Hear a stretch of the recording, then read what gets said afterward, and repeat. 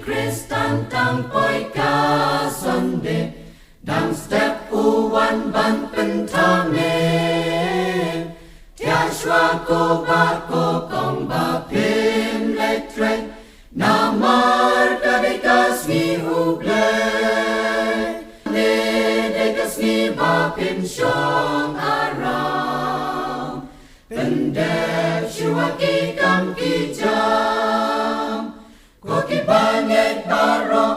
dau sia ya la de ya shariam ha uk sul Sunday uli utapan syukur ya piyana ya kasni utrai ban penserwa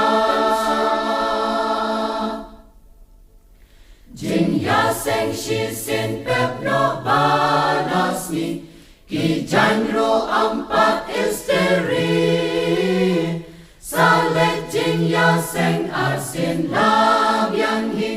ban lai na ki jing syak reu ti sha jing ya seng ro poi suki suki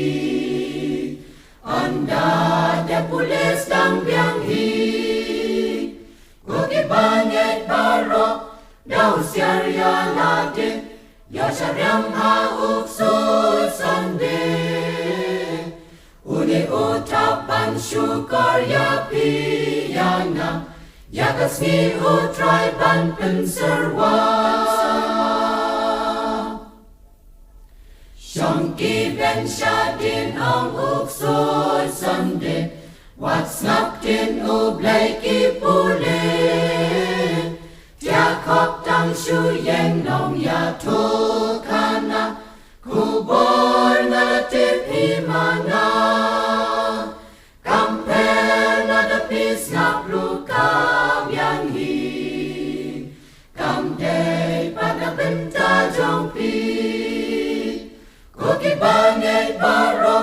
daw siar ya lade ya shariam ki Kristan Sunday nangis tertawa wan kor ya me ya kasih putra dan serah namar kadikas mi ade ya singkane kadikas mi mapin shomet la telan la sakra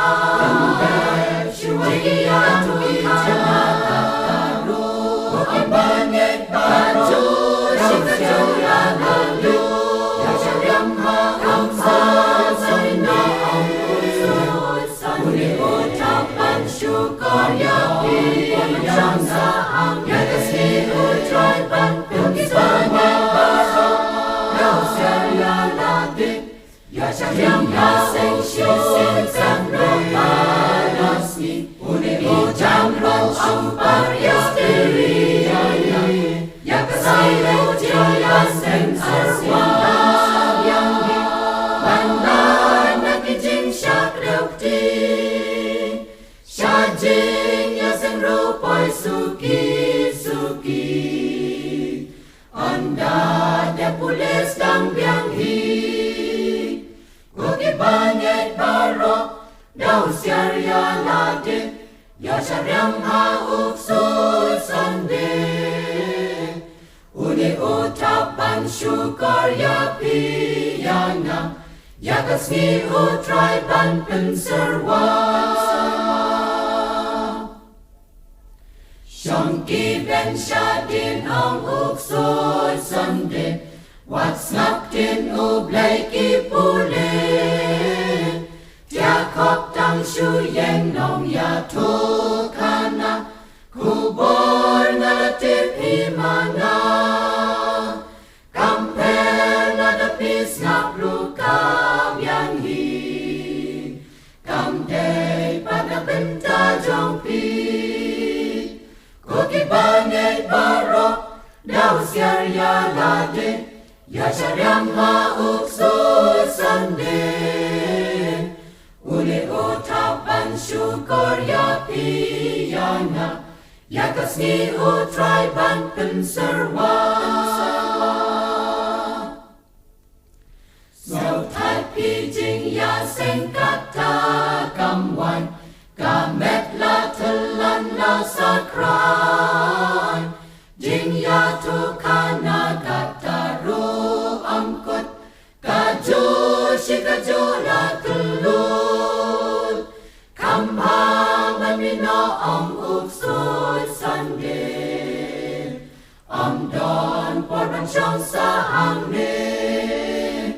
koki pangit barok daw serya ladik ya syariam ha uksut Sunday